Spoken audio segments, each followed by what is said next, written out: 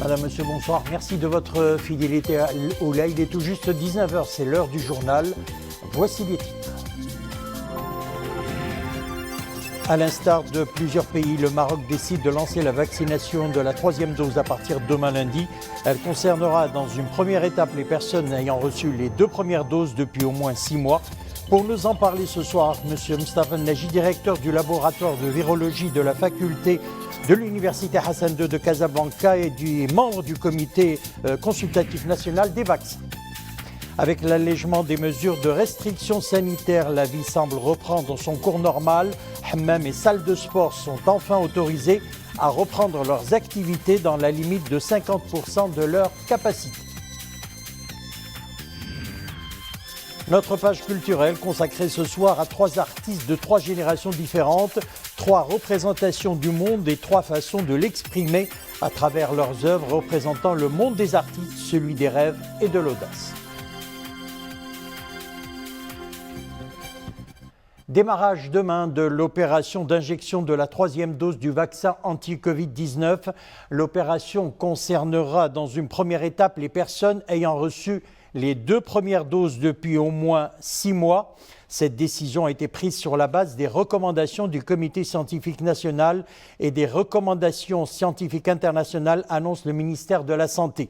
Les personnes concernées recevront sur leur téléphone un SMS du 1717 leur annonçant qu'elles sont éligibles à la 3e dose, précise le ministère. L'administration de la 3e dose sera effectuée vaccinodrome sans condition de lieu de résidence. Le ministère appelle tout le monde à respecter les consignes des autorités sanitaires publiques et à continuer à observer d'une manière stricte les mesures préventives avant et après la vaccination afin de contribuer à l'effort national visant à endiguer ce virus au Maroc et à progresser vers l'immunité collective.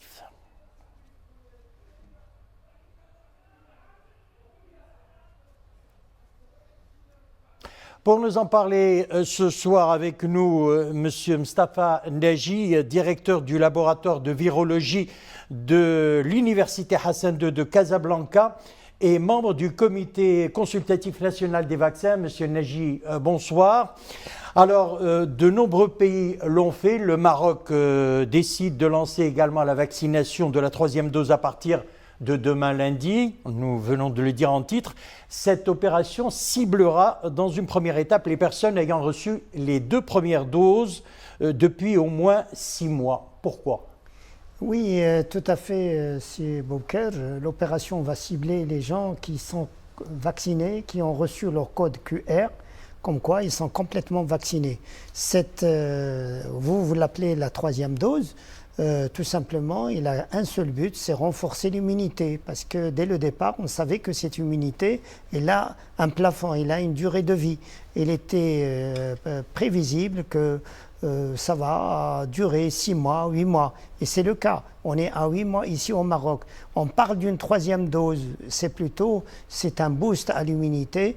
Il y a des gens qui ont reçu des vaccins à une seule dose, comme par exemple ceux qui ont reçu Johnson & Johnson et les gens qui ont reçu Moderna. Qui se donnent en une seule dose. Ces gens-là sont également éligibles à une 2e dose. Mais maintenant, les gens qui ont reçu le vaccin AstraZeneca, Sinopharm, Sputnik et les autres types de vaccins qui sont à 2 doses, donc on parle de la 3e dose. C'est une dose qui a un seul but, c'est renforcer l'immunité à l'instar qui se fait à l'international. Et cette 3e dose, si on peut ainsi l'appeler, il concerne les gens qui sont dans les fronts, à savoir les médecins, les infirmiers, les enseignants et les gens qui ont une santé fragile, les diabétiques, hypertendus, etc. Après, une fois on aura suffisamment, il y a un comité de veille, certainement il va s'étendre aux autres tranches. Alors, un chiffre très intéressant sur les décès constatés à cause de la Covid-19 depuis le démarrage de la vaccination. Les statistiques concluent, et je lis, à 99,5% de décès parmi les non-vaccinés et seulement 0,5% des personnes complètement vaccinées. C'est parlant sur la haute protection de la vaccination contre les formes graves et les décès. Oui, tout à fait, maître, que les chiffres en parlent de soi. Effectivement, la protection de vaccins, il est indiscutable, même à l'échelle internationale. C'est vrai que le nombre de ces décès, vous l'avez vu, c'est quand même à 99,5% de protection, il n'y a que 0,5. Ces 0,5, on peut en discuter les motifs qui sont autres. Mais maintenant, en plus que les décès, même les gens qui sont admis dans les réanimations, on va trouver que beaucoup de gens, en quelque sorte, c'est les non-vaccinés qui donnent des formes graves. Donc l'importance de la vaccination, il est indiscutable. Et moi, je peux ajouter une autre chose, c'est la seule manière de se débarrasser de la pandémie et de se débarrasser de virus. C'est, comme on dit en virologie, c'est la seule manière d'éradiquer le virus. Sans ça, on tournera en rond. Alors, la troisième dose peut être du même type des 2 premières doses. Oui, tout à fait. Alors, attendez, oui. Comme il est possible qu'elle soit, bien sûr, différente. Alors, est-ce que c'est possible ? Ce qui est possible et ce qui est optimum. Là, j'ajouterai un mot, l'optimum. L'optimum, c'est que chaque vaccin, il contient un certain nombre d'épitopes, un certain nombre de déterminants antigéniques. Certains épitopes et déterminants antigéniques sont communs à tous les vaccins. Donc, n'importe quel vaccin, il va générer des anticorps dirigés contre ces épitopes. Donc, il sera protecteur. Mais il y a d'autres vaccins qui ont des épitopes déterminants antigéniques spécifiques. Dans ce cas de figure, il faut prendre le même type de vaccin qu'on a pris la première dose, automatiquement la deuxième dose, et cette troisième dose de renforcement, il faut que ce soit la même. Je voudrais juste attirer votre attention, M. Bouker, c'est pendant que la pandémie il est là, on parle aujourd'hui de la troisième dose. Mais les gens, il faut qu'ils se préparent. C'est pour cela qu'il faut se préparer à des rappels ? À des rappels. C'est tout à fait. On peut, si la pandémie il est là, le virus il est là, on va parler de la 4e dose, peut-être la 5e dose, etc., jusqu'à l'éradication du virus. Donc, ce n'est pas tout simplement envie de donner ce rappel. C'est par rapport à l'objectif. Alors, une autre question, professeur, concernant la 3e dose. Ayant reçu la 3e dose, les gestes barrières doivent s'imposer automatiquement. Donc, oui. On doit rester très vigilant. Oui, tout à fait. Là, il faut le dire clairement. Il faut la participation de tous et chacun, parce que l'effort que le comité il fait, ou le gouvernement, le ministère de tutelle et tout ça, il est énorme. Parce que la 3e dose ne veut pas dire automatiquement protéger à 100% du... Non, pas du tout. Parce que même si on est vacciné, on peut porter le virus, on peut transmettre le virus. Donc, la seule manière de se protéger, il faut associer les mesures barrières, à savoir le port de masque, la distanciation, éviter la massification et se laver les mains. Bon, il y a aussi d'autres choses comme la nourriture, l'hygiène, etc. Toutes ces mesures, ils s'ajoutent au vaccin. Monsieur Moustapha Naji... Et j'ajouterai un dernier mot, s'il vous plaît. On est à la recherche de l'immunité collective. On ne peut pas atteindre l'immunité collective s'il n'y a pas la participation de tous et chacun. Aujourd'hui, on est à 60%. Pour se débarrasser de virus, on a besoin de 80% et c'est plus. Donc, j'invite tous les citoyens et d'adhérer à la campagne de vaccination et d'aller se vacciner pour protéger les autres citoyens marocains. Monsieur Moustapha Naji, merci d'avoir répondu à nos questions et d'avoir été notre invité ce soir. Je rappelle que vous êtes directeur du laboratoire de virologie de l'Université Hassan II de Casablanca, mais également membre du comité consultatif national des vaccins. Merci. Merci. Les principaux indicateurs ne cessent de s'améliorer. 504 nouveaux cas et 24 nouveaux décès recensés en 24 heures. Les cas actifs ne cessent de baisser. Ils sont au nombre de 11 282, alors que les cas sévères ou critiques ont atteint 772. Pour ce qui est de l'opération vaccinale, eh bien, sachez que le nombre des primo-vaccinés dépasse les 22 758 000, alors que celui des personnes complètement vaccinées approche les 19 270 000.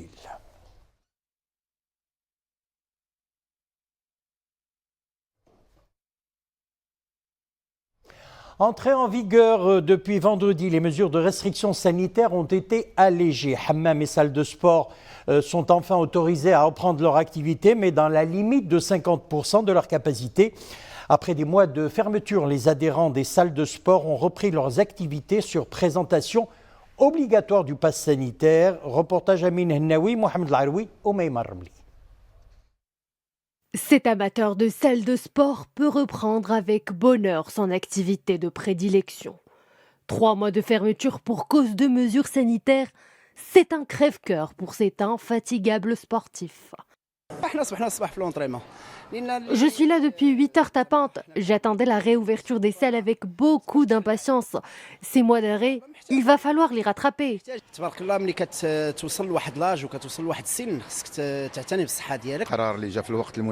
On a tellement attendu cette réouverture. Sans salle de sport, ce n'est pas évident de s'entraîner et de garder la ligne. À mon âge, il faut maintenir une activité physique régulière. Pas de masque pendant l'exercice physique, mais plutôt une jauge de 2 mètres de distance entre chaque machine. Avant de réouvrir ses portes, c'est toute l'organisation de la salle qui a été revue. Nous sommes très heureux de pouvoir reprendre notre activité. Avant cela, nous avons dû adapter la salle à toutes les restrictions. Nous avons une jauge de fréquentation de 50%. Nous mettons tout en œuvre pour réduire le risque de contagion. Espacement des machines, jauge et gestes barrières, autant de mesures auxquelles doivent se soumettre les salles de sport, sous peine de se voir interdites d'exploitation.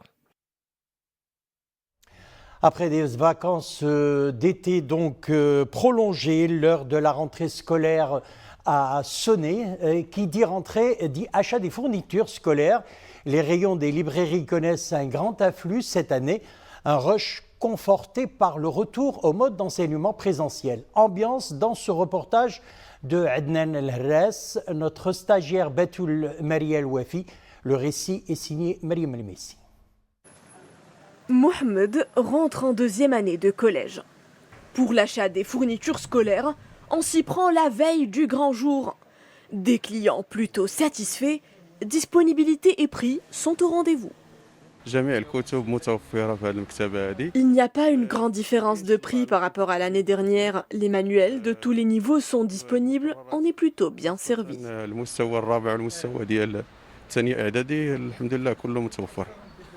Une rentrée en présentiel qui ravit Mohamed, heureux de retrouver demain ses camarades de classe. Je suis impatient de découvrir mes nouvelles affaires, mais surtout de retourner en classe et revoir mes amis après 2 ans d'école à distance. Tant attendu des élèves et de leurs parents, le retour au mode présentiel a dopé les achats. Après des mois de vaches maigres, les libraires se frottent les mains.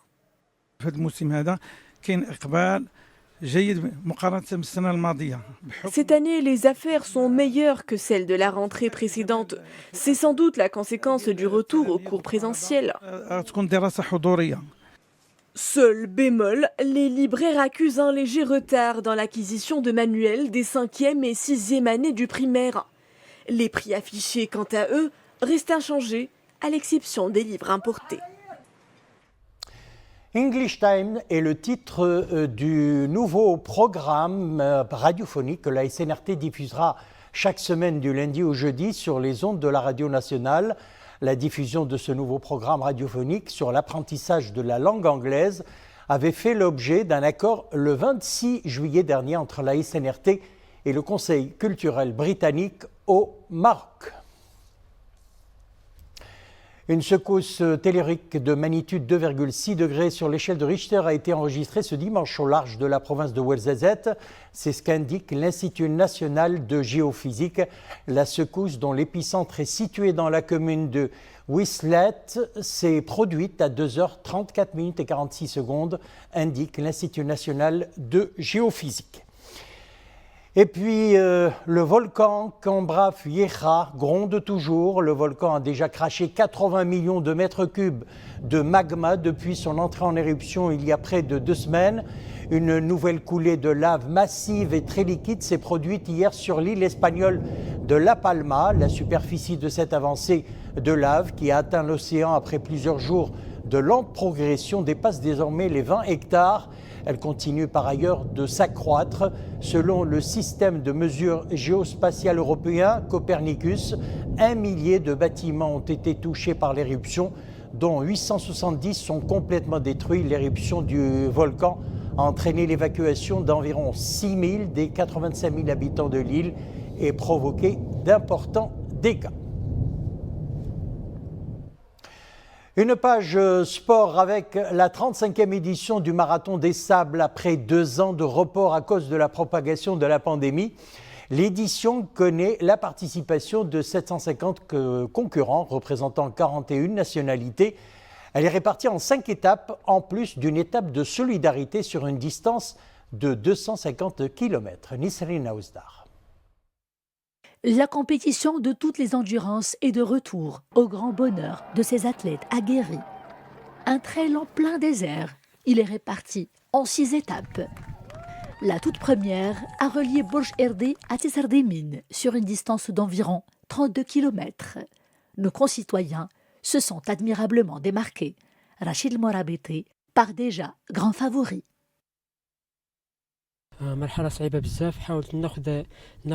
J'ai fait beaucoup d'efforts pour me garantir un très bon départ et rester dans les premières places et surtout ne pas laisser d'écart à mes rivaux qui sont redoutables.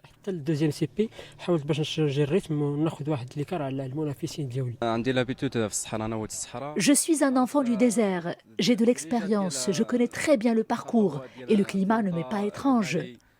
Je remercie Hassan Hansal de m'avoir aussi prodigué quelques bons conseils. La fierté de nos athlètes est partagée par les organisateurs, eux qui ont réussi avec brio l'étape inaugurale d'un grand événement comme le Marathon des Sables, après un arrêt qui a trop duré.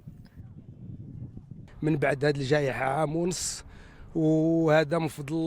à la campagne vaccinale qui a atteint sa vitesse de croisière, nous avons pu reprendre ce bel événement qui passionne incroyablement les férus des courses pédestres dans les 4 coins du monde. Nous sommes très satisfaits. L'expérience est excitante. Il est temps pour les coureurs de se reposer, un bon ravitaillement et un sommeil réparateur avant d'entamer la 2e étape sur un parcours toujours jonché de plateaux caillouteux et entrecoupés d'herbes à chameau et de dunettes. La distance de la redoutable 4e étape, dite la longue, reste un mystère entier, un mystère qui sera dévoilé dans les jours qui viennent par les organisateurs. Notre page culturelle à présent, ils nous embarquent dans leur propre univers. 3 artistes qui font escale à la somptueuse galerie Bab Kbir aux Oudaya de Rabat sous le thème « L'art à travers 3 générations ». L'exposition donne à voir un ensemble d'œuvres représentant le monde des artistes, celui des rêves et de l'audace. Iman Friani, Abdelhadi Ben Bella et leur invité d'honneur Jean-Baptiste Valadier. 3 générations, 3 représentations du monde et 3 façons de l'exprimer à travers la matière et la forme. Hayat Fri et Dominique Orlando. Ils ont été réunis en fonction de leur âge afin de leur permettre de constituer 3 générations d'artistes bien distinctes. Est-ce à dire par conséquent qu'ils sont tous les 3 régis par des préoccupations esthétiques très différentes. Ce qui est sûr, c'est qu'ils sont chacun dans un monde à part. Ce sont des dessins à la pierre noire, qui est une chose très ancienne mais qui est magnifique, parce qu'on peut travailler avec beaucoup de souplesse et avoir des tons très marqués, pour un artiste, c'est merveilleux. Mon travail, moi personnellement, tourne autour de la femme. J'ai ressenti le besoin de parler de cette femme-là qui tourne du dos aujourd'hui, même si j'ai abordé ce sujet bien avant, mais elle tourne le dos à toutes les contraintes qu'il y a dans la société. Ce qu'elles réussissent à faire avec une certaine désinvolture et beaucoup d'élégance. À leur côté, dans cette exposition, d'autres silhouettes plutôt très hybrides qui oscillent entre science-fiction et terre inconnue.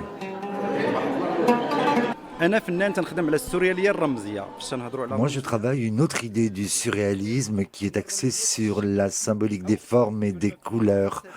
Je joue également sur ce qui se cache derrière tant de visages. Installée à la galerie Bab el-Kébir des Zoudaya, cette exposition à 3 visages nous parle aussi de transmission et de relais. Voilà, c'est la fin de notre édition. Merci de nous avoir suivis. L'info revient à 21h. Excellente soirée et excellent début de semaine.